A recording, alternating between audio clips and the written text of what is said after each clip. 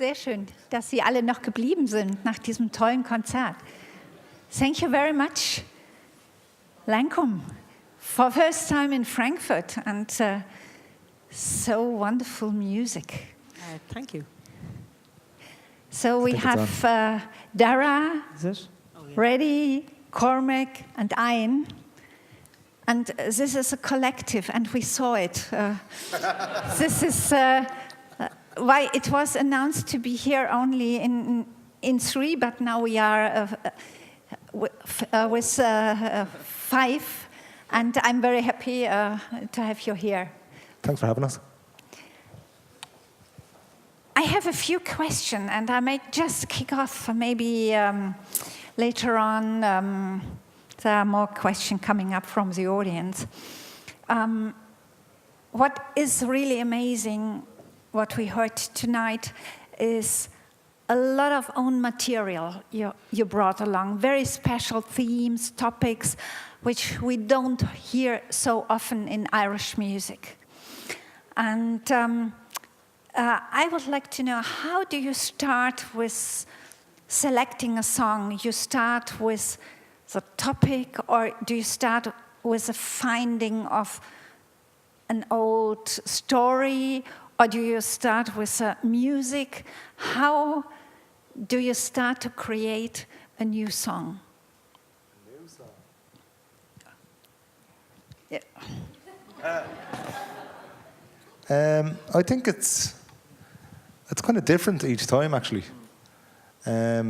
So one song we did tonight, Cold Old Fire. Just Should it be slower? A bit more slowly? Please, because we are not native speakers, so okay, please sorry. try to be a little bit for foreigners more slow. Thank you very much. So I think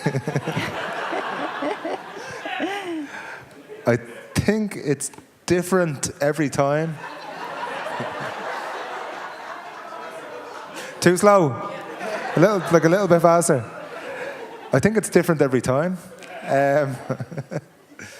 The one song that we did tonight was Cold Old Fire, and so that was on the album the album before last, and myself and Ian wrote that with a friend of ours, Cian Lawless, and that, I think originally our friend Cian had one verse and maybe a melody, and then he came to us and we kind of built a chorus and kind of built it up that way.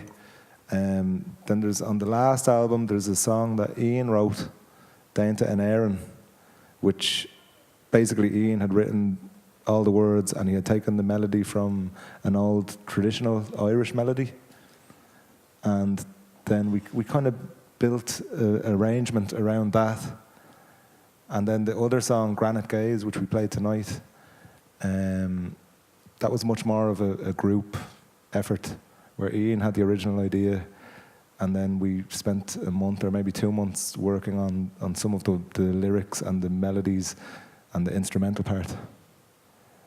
So it's very it depends on the song. It's different each time.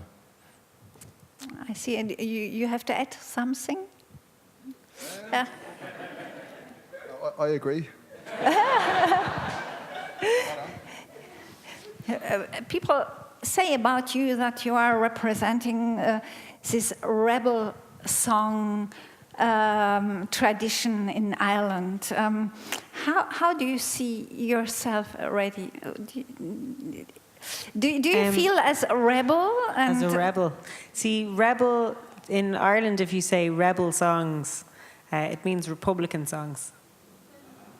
So it's songs about the IRA and that kind of thing. So we don't actually sing really any very strongly Republican songs. So to me, like, some are kind of anti-establishment, anti-imperialist, anti-authority, but I don't think we sing any blatantly Republican songs. In our spare time, maybe. Yeah. Oh, not with the band. I mean, in an official capacity, we don't do that, but we enjoy those songs. So in terms of that, no. I think, I don't know, rebel is a weird word. Like, I think we'd be strongly drawn to themes that I mentioned there. So anti-authority, anti-imperialism, anti-war songs, and there's so many traditional anti-war songs about the church role in Ireland. You I think it's more that we have a social conscience, and we kind of do engage with politics. So it's more that kind of thing. Because to me, rebel sounds like you know, something else, maybe like a teenager. But then immediately we have to ask you about the actual situation infecting Ireland and the peace in Ireland in this very moment with the Brexit. And what is your thinking about? Do you have already a song about it? Or is a song in process? Is it okay to say that I think that a lot of people in the south of Ireland are hoping we might accidentally get a united republic because of Brexit? There's a lot of talk about that. But you want to answer that, do you? We don't have any songs at the moment about Brexit, but I think the general attitude in Ireland is very similar to the attitude of Europe and the rest of the world, that we're just kind of looking at the UK and laughing. Yes, and I pick up this because you have a really good humor, and we enjoyed this very much. But also now, I think it's quite instructive because the rest of Europe gets to see what we had to deal with for 800 years.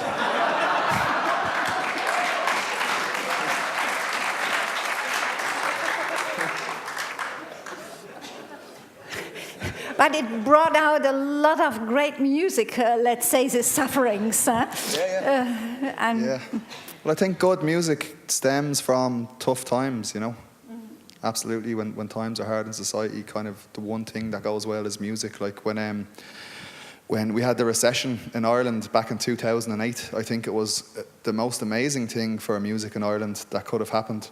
Not just because people were angry and they wanted to express it, but nobody had any jobs. And everybody was playing music all the time. It was really good.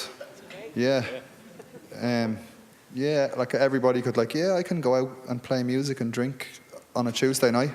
I don't have a job anymore, it's cool. So. And I don't know who in the group made some deep research about Irish music tradition. It's you. It was me, yes. Tell us a little bit about what you did, because you worked at the National Music Centre or Music Archive. Yeah, it was the Irish Traditional Music Archive I worked in for a while, and I also I have a background as a folklorist, and I was working in the folklore archives in Dublin, and also I was lecturing for a few years in university. So I was looking at the history of song and music collection in Ireland, when you had these folklore collectors going out and they were collecting songs and music. Really fascinating subject. It's something I'm still very interested in. I had to stop doing the lecturing because the band is just too busy. Make more money off the band than actually working in a university. It's really bad working in universities. There's not much job security, or it's not as good as you think it's going to be. But I believe your findings through this work has some reflections as well in the repertoire you are presenting, and maybe Cormac. What is you haven't? You have your fiddle. Do you refer to this old, let's say, material in the archives, or where do you get the tunes you are playing, or what are your favorite? Maybe generally from sessions. Yeah, just picking up things just from going to sessions regularly, and kind of subconsciously picking up the repertoire. You know, you'd learn a little bit week by week, and then about several months later, you have about 20 tunes that you don't realize. So it's more through sessions than through and then I'd record archive them material. and would come home and listen to them, and you know, you pick up stylistic things as well from the fiddlers or the musicians that play it, and you pick up little things, and it just informs a lot of your repertoire and your style. So it's a slow process, but it's yeah. And everybody goes to see the old masters to pick up some tunes and yeah. I think generally, for me, I know about myself and Cormac anyway. At least once or twice a week, we'll go to a session around Dublin or Sligo. Cormac is in Sligo sometimes, and so he is.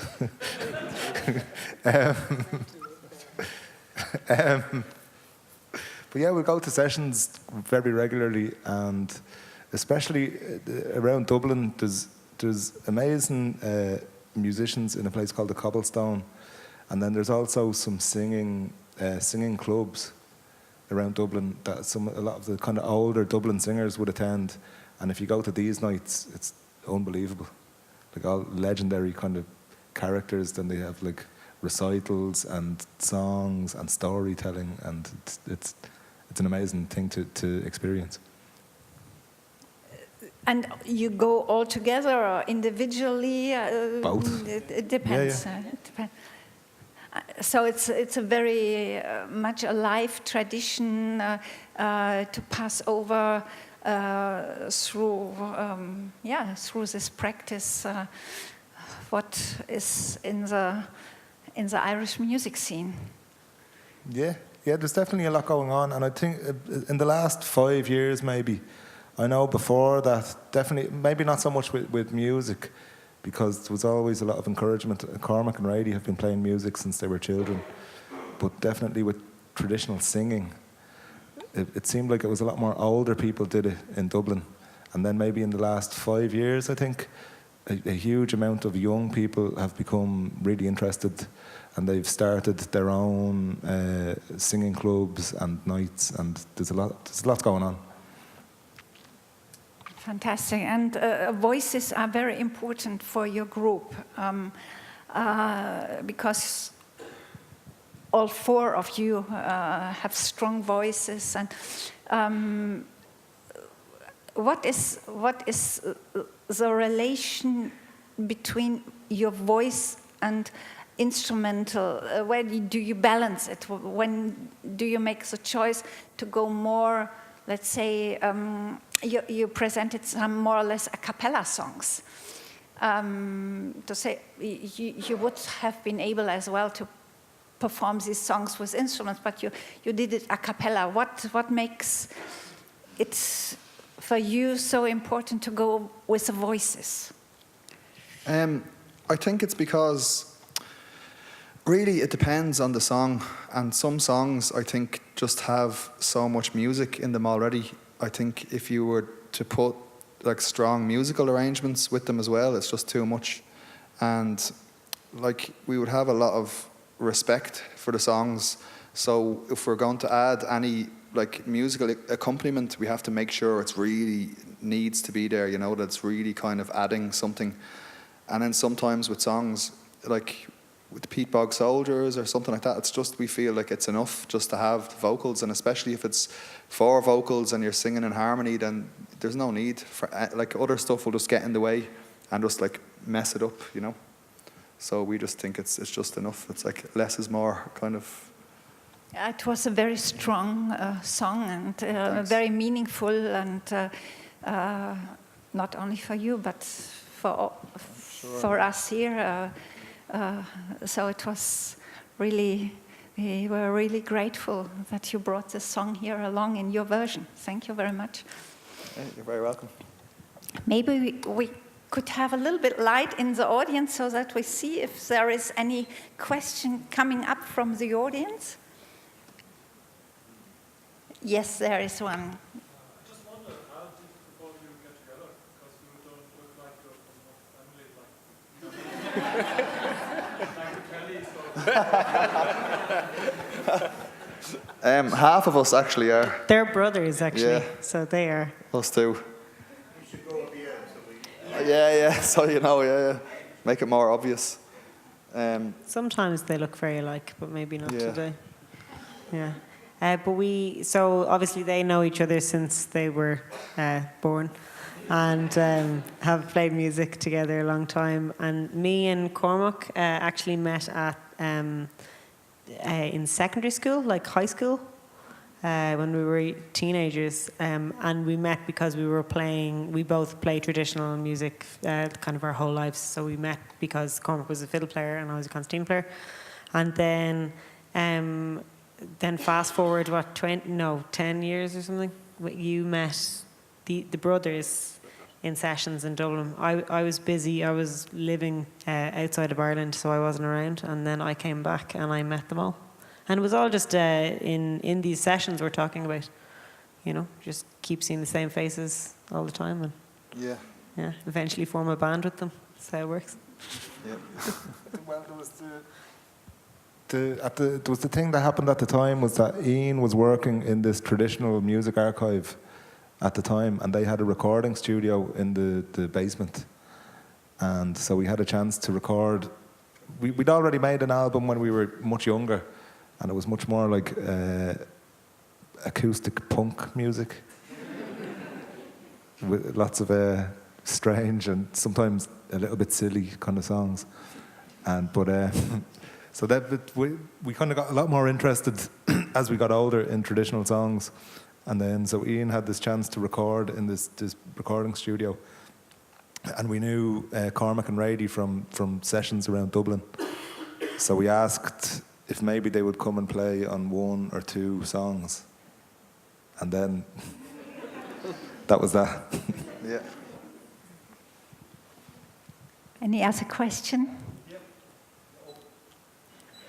Okay, yeah. How did you hit on the Mozart song? It sounded very Irish. The way you played it, did it sound Irish to you when you hit on it? I think the melody of the song is very distinctive for us anyway. It sounds different to the usual kind of melody, the way it progresses. And I think the first time we heard the song was Luke Kelly from the Dubliners. He sang a version. I think he recorded it back in the 70s. And so we were aware of this version, but then we heard a band from England called Swan Arcade. And Swan Arcade are a really amazing band. Like, they pretty much 3 people, 2 men and a woman. And they were like really strong vocal harmony kind of group. And they did the Peat Bog Soldiers as well, and we heard their version, and we were just like, we thought it was really amazing, so we decided to steal it, basically. Yeah. But we made our own harmonies, so it's okay. But that's really where we heard the song. So Luke Kelly and the Swan Arcade. I think this lady's asking. Yes. What made you use this instrument, this unusual, Not Irish, yeah. So the main instrument I've always played has been concertina, which actually, interestingly, in Ireland we play the German layout of concertina, not the English. For some reason, we adopted the German layout instead of the English one, and that's always the one that's played. So I've played that my whole life, and it's actually quite difficult to accompany songs on it, because it's very kind of high-pitched, and also it's hard to describe. You have limited options because of the way it's laid out quite strangely, so you can't do everything on it. And I started to want more and more lower-pitched reeds, still reeds. I love reed instruments, and that's what I wanted, but I wanted it to be lower in pitch, and also to be able to drone and to have more options of what I could do to accompany songs. So there was a music shop in Dublin, and I had heard about harmoniums, and I thought maybe they would fit the job.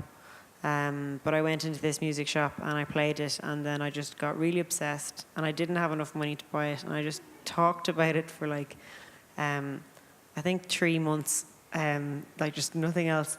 And so that year for Christmas, all of these, and then some other people as well, they bought it for me for my Christmas present, so I would shut up. Yeah. I think it was a good idea. Nice. Yeah. Yeah. So that's how. Yeah, with help from these guys, though I couldn't have afforded it. So.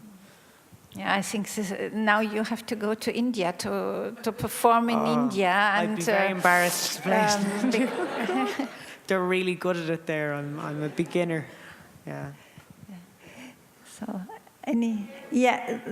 there and there. So, okay. Yeah, please. Okay, Ian, I have a question. What's your favorite color? Black, black, black, black, all the way. Question. The instrument you play, is it a bagpipe or is it a kind of bagpipe? It's an Irish, basically like an Irish evolution of the bagpipe. Okay. Yeah, it's specifically an Irish form of bagpipe. Most people call it the uilleann pipes. Uilleann is the Irish word for elbow.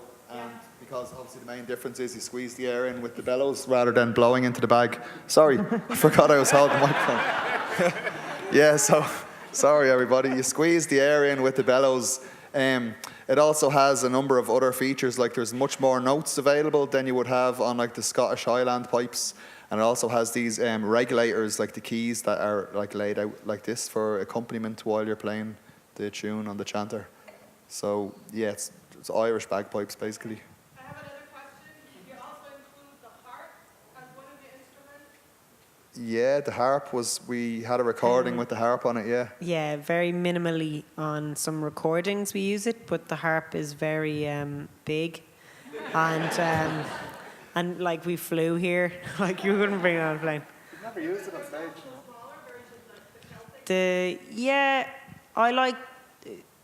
I like the kind of bassier sounding ones. Basically, none of us like properly play the harp. I do a lot of playing instruments that I don't really know how to play, because I'm just kind of like that. I enjoy it. So I play a bit of harp, but I'm not very good. But I like doing it. We'll probably put some harp on our next album. We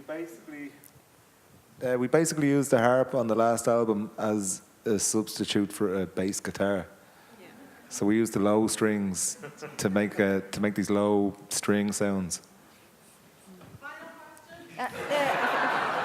we have one more question here, down here, straight.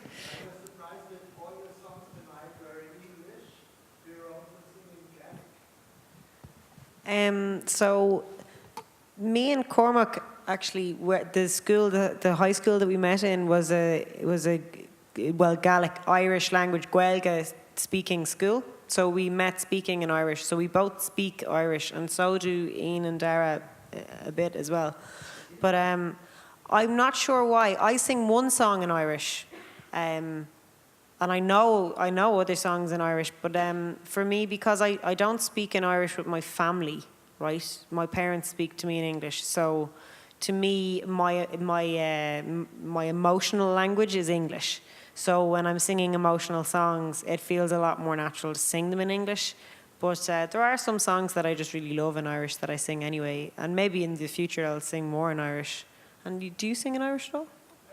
I sing a tiny bit, but I can't understand a lot of the Irish in the song, so I for some reason just don't get drawn to it, unfortunately. Yeah. Yeah, for me as well, like I have sung songs in Irish in the past, but for me it's like they're more like the emotional connection of those songs is to other parts of Ireland, to rural parts of Ireland, to the west in Connemara or maybe up in Donegal. For me, like where my emotional connection lies is in Dublin and Dublin City, and that's very much an English language song tradition, and that's what I would be drawn towards, really. Yeah. Yeah, there is one, and then we take the last one from you.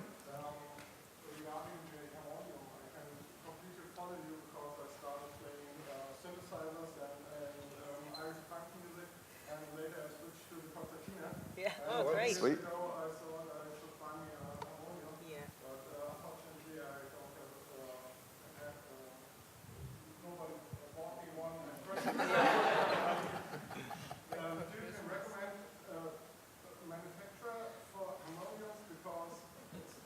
It's hard, yeah. Well, congratulations on your musical journey. That sounds brilliant. I think my next step is synthesizers. So, yeah, great. We'll do backwards. So my first harmonium I got was beautiful, but they do this thing in India where they often, instead of pitching it to standard 440 hertz, they pitch it to 444 hertz. So it's slightly sharp, which means it's hard to play with. So then I went and I got a different one there's a good company in London. It's a family. They import them from India and then assemble them there, and they deliver. You can order it on the internet and they'll deliver it to you. And the name is JAS, so JAS, JAS Musicals. Yeah, they're excellent. They're really good. Okay, then we take the last question. So, question: your vocal singing, especially as an Irish group, seems to be very unique in Ireland. Is there a tradition, or will it be unique just before the future? Well, I think traditionally speaking, in Ireland, it was much more based around solo singing. I've read a number of different reasons that were postulated for this, but for example, in Scotland, the whole idea of communal singing and group singing is much more kind of stronger in the tradition there. But in Ireland, it's very much like one singer, one song, and sometimes other people join in if there's a chorus, but generally it's just no harmonies really in the singing. Sometimes two people might sing in unison, but that's very rare, but definitely not for harmonies. So it is a bit different what we're doing. But there was a band in Ireland about 20 years ago, or 25 years ago, they started, called the Voice Squad, and they were singing in harmony. There were three people singing together, and they were a really excellent band. I think they're the only band in Ireland I know of. I mean, like I was saying, in Scotland and in England, it's a kind of a much more popular thing, and I think the style of us singing in harmony all together has more to do with the English folk tradition maybe than the Irish one, But for us, it's something that we kind of were doing for years in sessions in pubs, all singing together, and we just love it so much. It's our favourite thing to do, so it just seems natural to do in the band. I agree with all that, but I was going to add that there is a concurrent, is that the word? There's a band at the same time as us in Dublin at the moment called Landless, and they sing a cappella in 4-part harmony, but they're all women, so it naturally sounds different because we're like gender mixed. But and they don't sing like, if you're talking about the way we sing very kind of loud, they don't sing like that. I think we're maybe closer to because we've listened to so many of, I don't know if you know this group, the Watersons. We've listened to the Watersons a lot, so I think that might be a little bit of why we sing like that. And so there are groups now that are singing in harmony more now. Yeah. So maybe it's a new thing. Thank you very much for all this insight. You're very welcome. You're welcome. For coming here to Frankfurt.